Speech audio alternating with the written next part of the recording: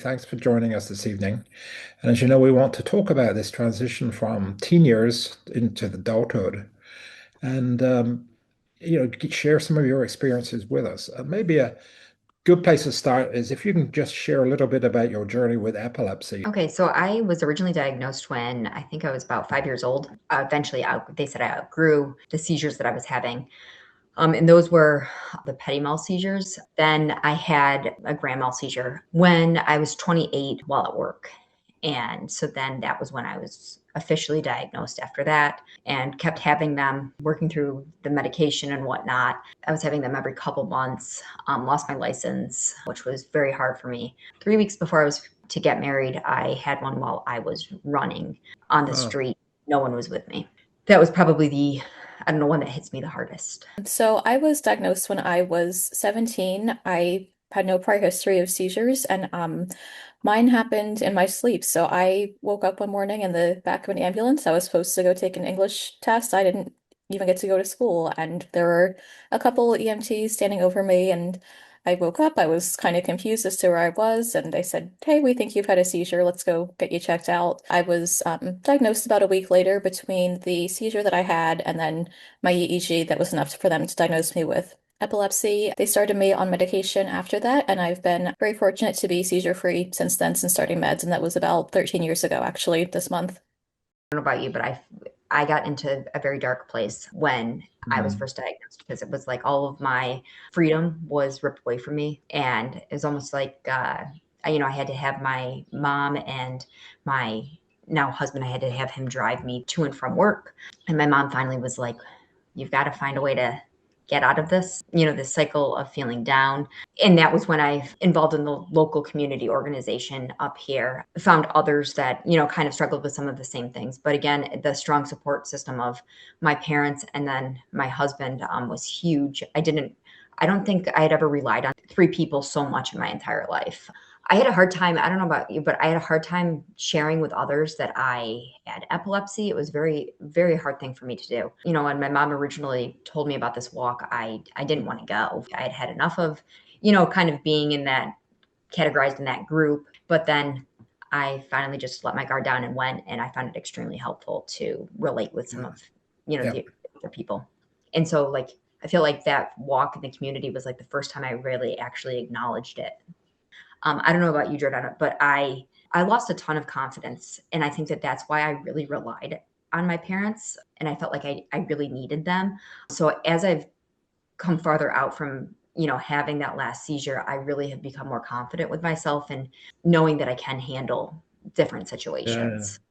I think especially the first couple of years after I was diagnosed, I was, trying to get through school, go to college, and I went to college not too far from where, I grew up. So my mom was able to come over if I needed something. And luckily I was, pretty stable symptom-wise in college. So mostly she would just kind of check in and make sure I'd schedule my next appointment with my neurologist. And as I got further into college, I, was pretty good at building my own schedule and being independent. So I Yeah. um, kind of just like talk with her about what I felt like I needed when I was going into an appointment. I might say, hey, I think I can handle this myself, but can you write some things down in case I forget something? I think, Ellie, like you said, with building confidence, that knowing that I can kind of manage all that and I've kind of built up the skills over the years has been Yeah. really helpful in kind of framing that as I go forward.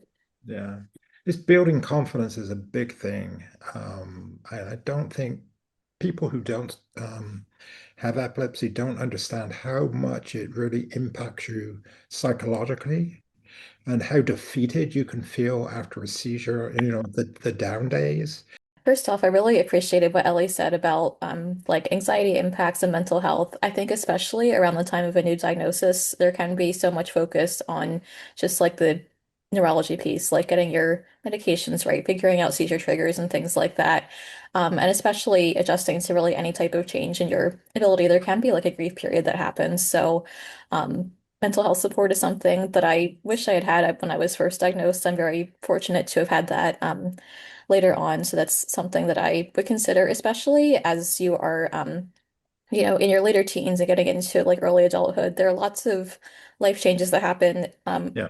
in most people's lives anyway. And I tell folks that that can be an exciting time, but also there can be a lot going on at once, and trying to keep all of that balanced can be Yeah. tough. Having a good place to talk about mental health is important. You both mentioned the challenges faced with mental health. And did you find any tools that you were able to develop for yourself to help you get through those bad periods? My outlet has always been running, and Yeah. that's what I've always used as a way to deal with stress, any type of stress. Yeah. However, when I had that seizure while running, I wasn't able to run during that time while I got everything situated. So I really felt like I was lost, I guess, because I didn't know what to do with myself. Yeah. Luckily, I did have therapy for anxiety and whatnot. Mm, So yeah. having that person to go to was a huge help.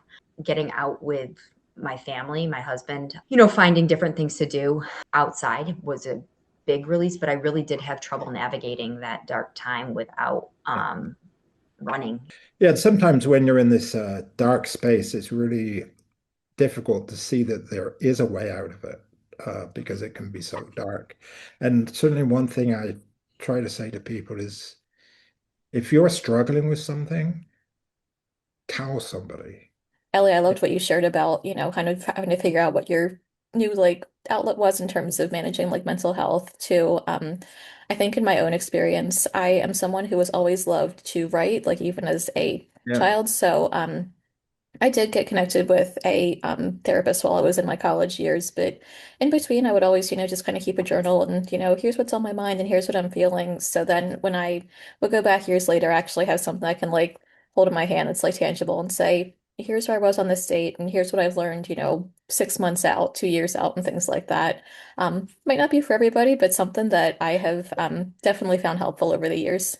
As you say, we're all different and we have to find what are the methods that work for ourselves. And part of it is you're not going to find the method instantly, but just try different things.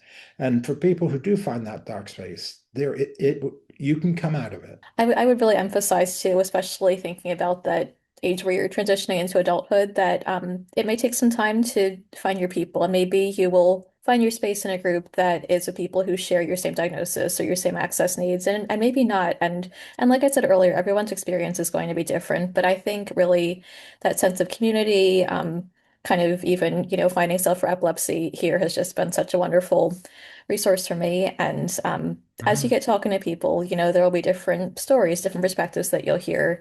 And I think that that is just such an important part. I completely agree, especially when you said finding your community. I think it's, especially when you're transitioning to adulthood, staying true to yourself, but also finding, who your people are, who will best support you and who will help bring out like the best in you so that you can stay healthy and on the right track. I think that has really resonated with me is finding those people that will help you and guide you through those tough times. So, in listening to both of you and your experience, there are some themes that are recurrent, at least to me. Uh, One of them is associated with epilepsy is not just about seizures, but there's a whole mental health aspect that can come along with it, and there can be dark days. And it's really important to try and find ways of getting beyond those, getting help for it. This is one theme, which leads to another major theme is advocacy, that your family really need to be advocating for yourself. And if that's to get more medical attention, that's one part, or alternative medical attention. Asking questions is very important. Of course, we don't know what we don't know, but ask questions. And I say you can never ask enough questions. And when you're with your pediatric neurologist, ask questions. And they can actually be a very rich resource of information. Unfortunately, they're often extremely busy, so you just hold them down and keep asking the question. Well, I want to thank both of you. It's been really enlightening to me. We all have slightly different stories and experiences, and I really appreciate you taking the time this evening to talk with us and to, help give other people some guidance about how they go from that teen to adulthood. So I really appreciate your time. Thank you. Of Thank course. you. Thanks for having us.